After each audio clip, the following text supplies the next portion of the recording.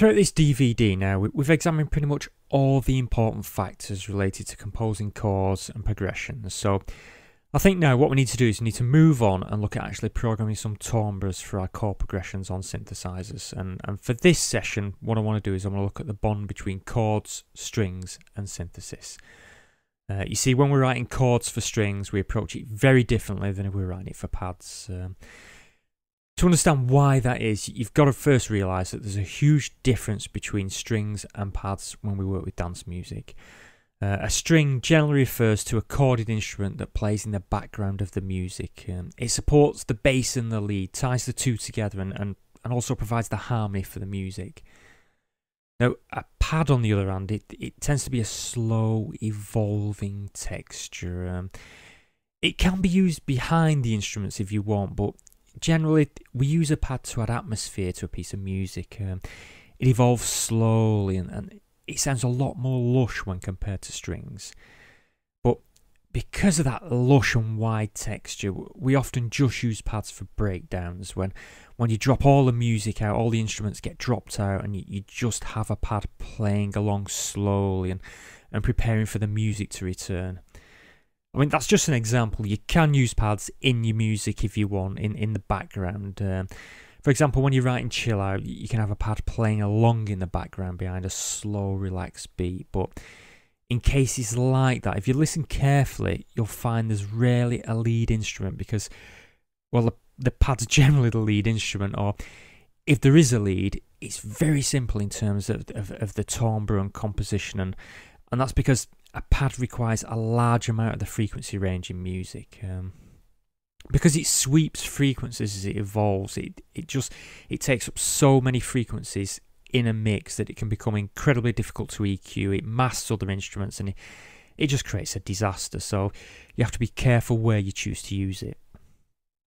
Now, whenever we program strings or even pads, perhaps the most fundamental aspect of it is to understand that the results are a combination of 4 factors, not just one. It's not just down to your synthesizer.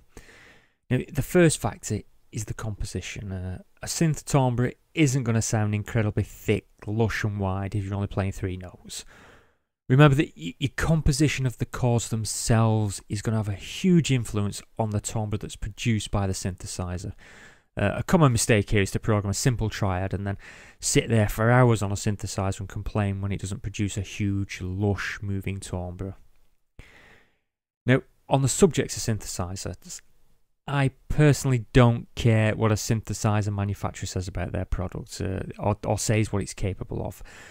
You're going to find eventually that manufacturers will waffle on and on about how their synth can do everything and more, and it's so much better than anything else you could possibly own. It's simply not true. You're going to find that some synthesizers are good at one thing and others are good for another thing. I can guarantee you now, you're not going to find a synthesizer that can do everything. All synthesizers have their own sonic signature and it's always vastly different from everyone else's. It's the reason why studios have hundreds of synthesizers in the racks and not just one. If one synthesizer could do it all, do you think we'd go out and buy all these different synthesizers? I mean, believe it or not, but if you take 2 synthesizers from 2 different manufacturers and each is programmed exactly the same to produce that exact same timbre, they both still sound very different from one another. A bass, for example, if we program one on a Korg and compare that to being programmed on a Roland, they sound very different. I tend to find that Roland are really good for the bottom end. The basses, Roland are great for that, and Korg, Yamaha in some respects as well, they're pretty good for the top end. That's just my personal preference there. I'm not recommending anything there. So basically, what I'm saying is, if you want to program strings or pads, you've got to choose the synth you use wisely. Some are just going to sound thin and crap no matter what you do, whilst others will just sound thick and lush with half as much programming. Now, personally, I find the RFX Vanguard pretty good for strings and pads, but that's next to Omnisphere. If you can get all the Spectrasonics Omnisphere, then that's possibly the best plugin for them, but the programming on that is very different, and therefore I want to avoid that, and I want to try and stay with analog subtractive synthesis, so I don't want to use that here. I'll also actually be honest here as well. When I actually come to programming strings or pads for some of the releases and remixes I do, I tend to go for outboard synths rather than plugins. I just like the Supernova, the CS6R, the Extreme Lead, the Orbit, and I tend to mix some of them together and put in my Akai sampler for strings. It just makes some cracking pads. I do like using that, but of course, if you like plugins, stick with the plugins. Anyway, next we have effects. Nearly every synth on the planet has effects on it, and more recently I've noticed that they're coming out with more and more and more, and they're armed to the teeth of them. But my advice in general is avoid using any effects that are supplied with synthesizers. Remember that a synth is first and foremost a synthesizer and not an effects unit. You will find that if you program a basic timbre on a synth and then use third-party effects rather than the ones that are supplied on the synthesizer, the results are often 1,000 times better. Now, that's not always the case. Sometimes you'll find if you use the effects on the synthesizer, you get a certain sound that works, but in general, try and use third-party effects, provided that the good ones, that is. Finally, we have processors. Now, effects such as compression, EQ, transient designers, they all have a huge influence on timbres, so we need to make sure that we bring those into, and it's a mix of all these together, our synthesizer, our composition, our processors, and our effects, that will produce the sound we want. It's not just down to a synthesizer. So what we'll do is, for this session, we'll look at how we can build a simple string patch. Now, we're only just going to look at one because, well, that's all we need to look at, really. The theory behind them is incredibly simple, and once you know that basic theory, you can generally just take that and build as many different ones as you want.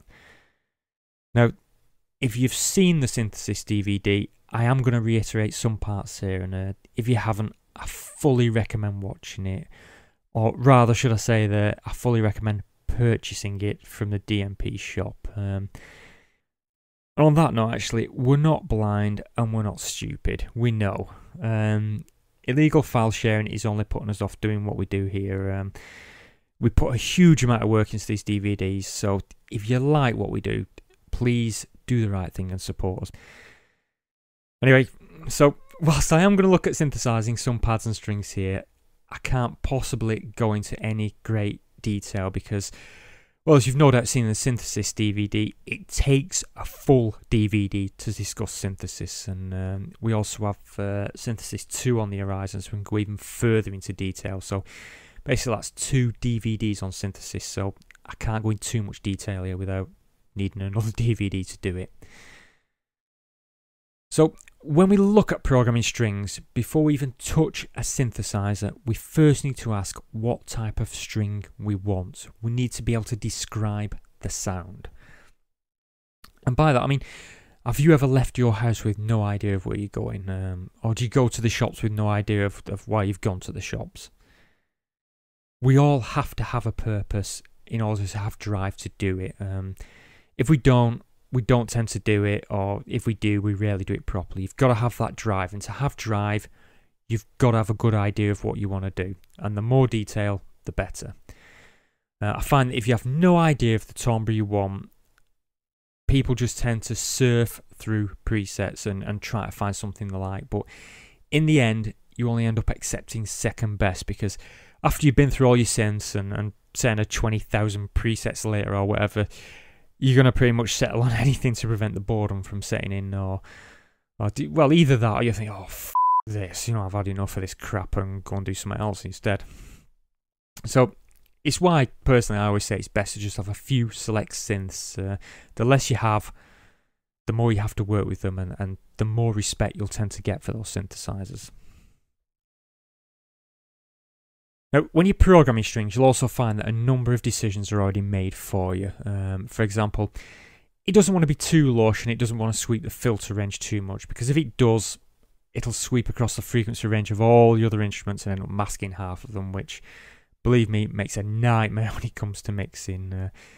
So the only difficult decisions you've really got to make at the type of sound, the colour, the timbre.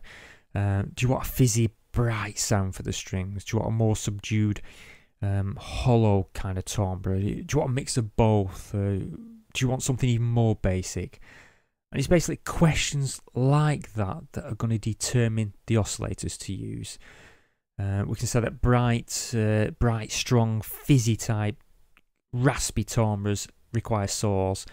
Wide, hollow timbres are squares, and basic tonal timbres really are sines or triangles. Now I know that synths offer more waveforms than that, but fundamentally those extra waveforms are just mixtures of these oscillators put together. For example, a tri-saw is just that. It'll probably be 3 saw waveforms mixed together and detuned slightly. The names of the oscillators often give it all away. So once you've decided on that timbre, the colour of the sound that you want, the rest is pretty easy. And what I'll do actually, I'll show you with an example here. Let's say that we want a bright fizzy timbre. Let's program one on our Vanguard here. Now, what I should mention first here is that when it comes to strings, although you may program the harmony first at the very beginning and then write the bass and the lead around that, you should remain with a pretty basic timbre and only program the string properly once you have the drums, the bass and the lead completed. Just remember that although the harmony is important, its main purpose is to join the bass and the lead. It doesn't want to attract too much attention to itself, so you should only program these once you have the other parts complete, and by that I mean fully synthesized and ready, because then you can program the strings with the other instrumentation in mind. What I mean by that is you know the frequencies that are used by the other more important parts of the mix, such as the bass and the lead and your drums, so you can synthesize, use effects and process the strings to sit in the free frequency range, that hole you're going to have in the middle between your bass and your lead. Now, obviously, I can't sit here and write 30 tracks and keep programming strings for each one. So what I'm going to do is I'm going to show you the theory behind programming strings, and then you can employ that theory when you come to building your own music. Now, because of that, this timbre may come across as well a bit simple, I suppose. Not too complex or evolving, but that's not what we want. Remember, we just want to fill a small hole in our track. So basically what we've got here is, I'll just move that out of the way, we've got there, you see it's a simple chord progression. I don't recommend going above sevenths if you're just producing strings, and I personally find that a triad produces the best results for some basic strings, but it's up to you. You have to let your ears decide. As I said, what we're going to do is we're going to use Vanguard for this to produce a string timbre here, but I must stress this isn't a tutorial on how to use Vanguard. This is a DVD about harmony. It's not about specific synthesizers and how to program them. If you own this, I sincerely hope that you've read the manual, you know how to use it. But basically the techniques I'm going to use here are applicable to most synthesizers. Now, we said that what we want is we want a bright fizzy sound, so that means saws. So what we'll do is just start playback there, and we'll call it some oscillators and see which produces the best. I'll just turn that up so we can hear what's going on there. Let's try sawtooth.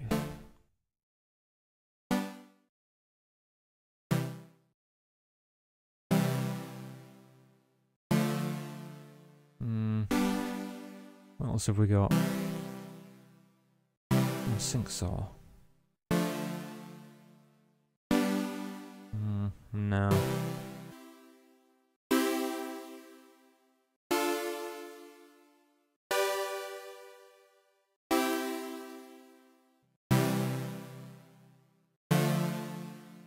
That's not bad. We'll try that one.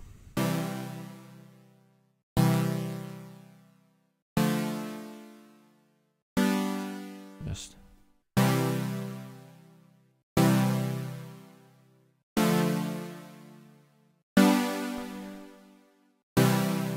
Now, basically here, what we could do is we could detune these oscillators here, but remember, we don't want a thick timbre. We don't want to go too thick here, so I'm not going to detune. What we'll do is we'll sculpt our amp envelope here first.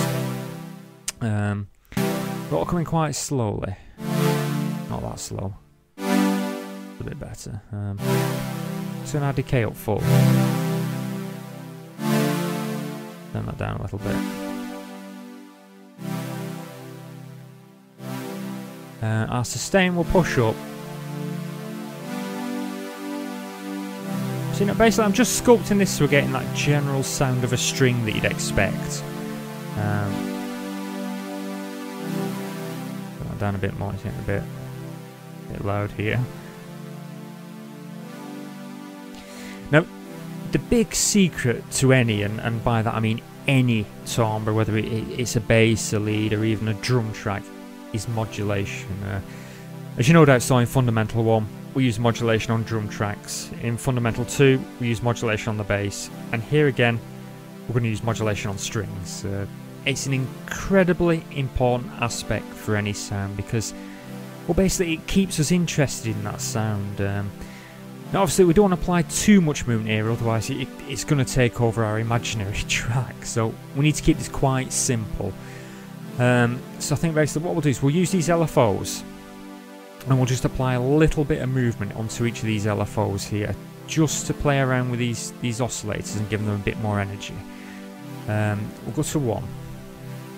I think we'll... Oh.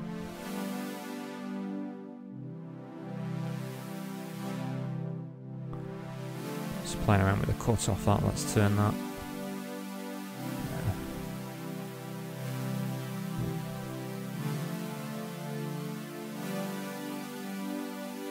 Prefer positive to there.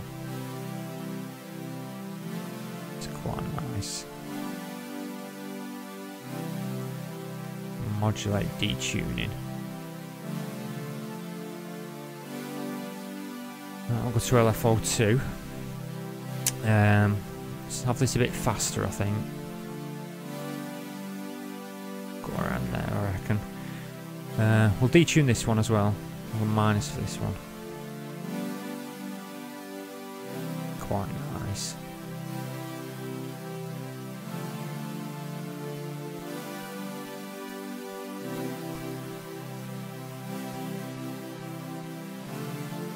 You can actually hear the LFO there working on the cutoff. Bit too much that for what we want to do there, so I think we'll leave that off and we'll go to LFO3. This one, I think we'll go even faster. Not too fast though, I don't want to. It's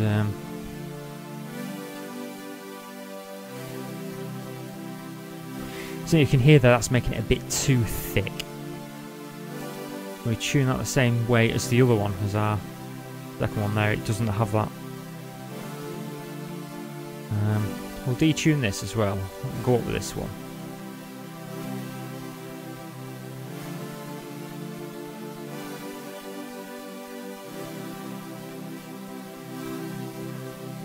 We'll try positive there, that's sounding a bit.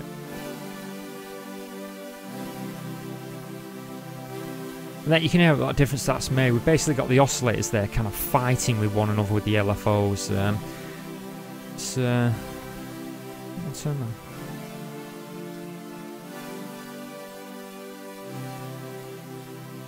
I'll just mix these oscillators together again. I think we'll re-trigger that. That'll re-trigger it every note hit.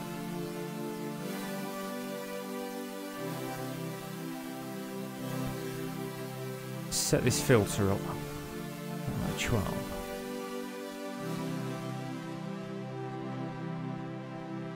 And basically we've got to keep this quite low here because we're going to use this to sweep this filter cutoff. And we're going to have to set our key tracking up about 3/4, I'd say. Too much.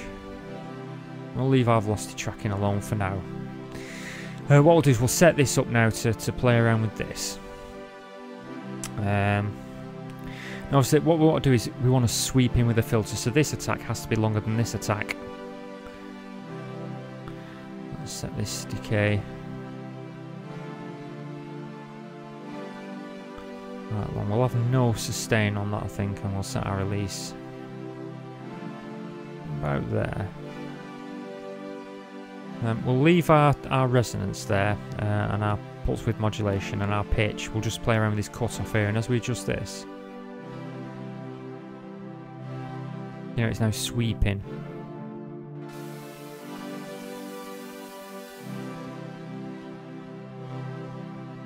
I think we'll go.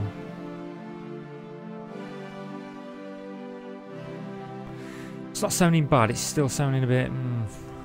Try a bit more fatness in there.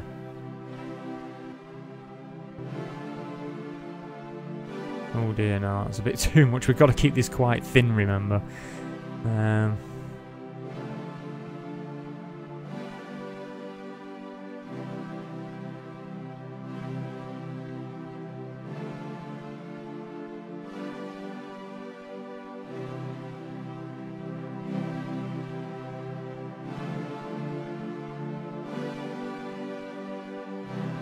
No, that's not bad. I know it doesn't sound thick and lush, but these are strings, not pads, so we do need to keep them simple.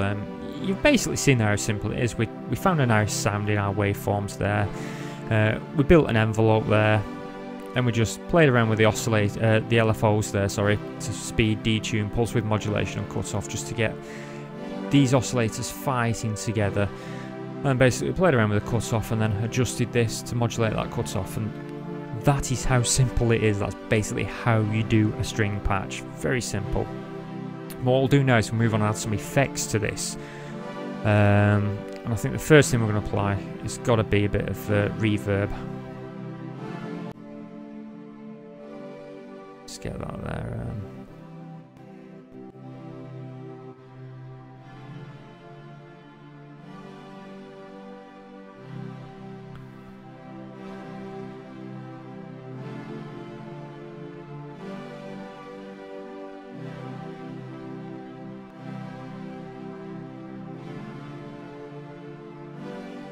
Certainly quite well. Now, what we can do here basically is we can go into our sound toys and we can call it Filter Freak. Now, basically we can use this Filter Freak just to add some movement to it if we feel it needs it and the synthesizer can't quite produce what we need. So this is just an example. We can make sure we're synced to MIDI there, and well, I think we're going over 4 bars here, so we'll set that over. We'll set it over 4 bars to start with. And we'll just edit this.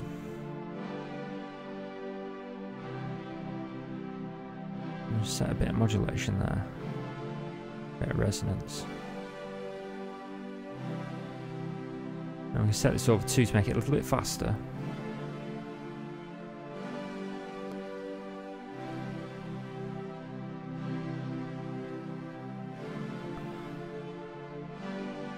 Yeah, that's just adding a little bit of modulation there. It's just giving it that little bit more interest to stop it from becoming just too repetitive. I mean, if I take that out,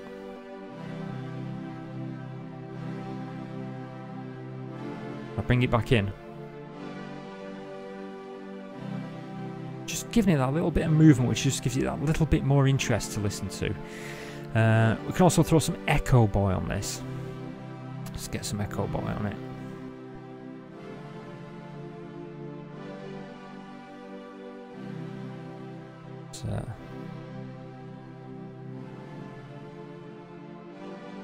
Now this is going to affect the front end of our notes here, so we don't want to go too wild.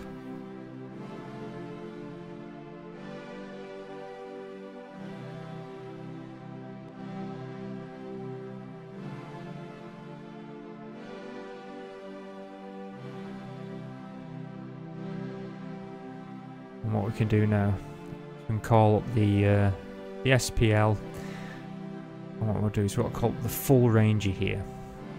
And basically using this, what we can do is we can model the frequencies that this is taking up. And it's not as clinical as a standard parametric EQ. This is much easier. We don't have to be too clinical with this. We can just take away our bottom, because I know that around up to 150, around there, we're going to have our bottom end of our mix running around there. And we're going to have the top end of our mix around there. So we can just...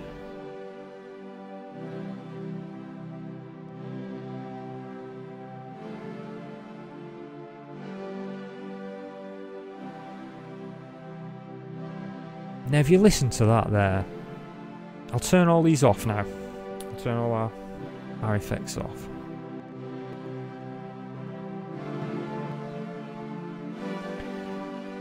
Can you hear the difference that these effects are making to this sound? I'll bring them all back.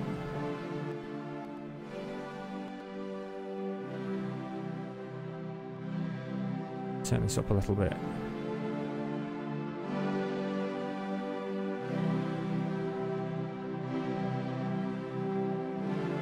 Now obviously we can do more than this now. Obviously we could do more than that if we wanted. What we could do is we could jump in and we could change these and listen to the difference that these make. For example, we could run to a pulse and then we could play that back and listen to how the pulse affects it. But generally it's your oscillators that are going to create your sound. Now, to write any string, all we need to do basically is carefully consider the sound, the colour, the timbre, and then use the oscillators to create that. We do need to employ modulation. You quite simply have to with all timbres, otherwise it just comes across as dreary. But your oscillators are the number one. Now, when you move on to modulation, you have to be careful with it. The thing is, movement attracts our attention. It works in both eyes and ears. For example, if you look at one spot, if anything moves in that area of sight, your eyes automatically look towards it. Now our ears do the same. Our minds pick up on the movement of sound and basically we're attracted to that. If your bass line moves in pitch, we get drawn to it. If the bass remains the same but the lead moves, we get drawn to that. And if the sonic soundscape of a timbre moves, we get drawn to that. So basically, if you modulate your strings too much and they move too much, we tend to lose focus on the lead, the bass, the rhythm, and we're drawn to the strings. And if we're drawn to the strings and they're playing a slow melody like they are there, the track tends to get pulled back. So you have to ensure that you get the balance right. You need to listen to your music carefully and judge on what energy you want to give it, and then basically program this synth, these strings accordingly. As I said earlier, if you can't understand what I'm saying there, or unsure how oscillators sound or how an LFO works, I'd recommend purchasing the synthesis DVD, because basically that looks at all this in much more depth than we can possibly do here. Now, one final thing I do want to mention here whilst we're talking about strings is dynamics. Now, when I talk about dynamics, I'm not talking about compression.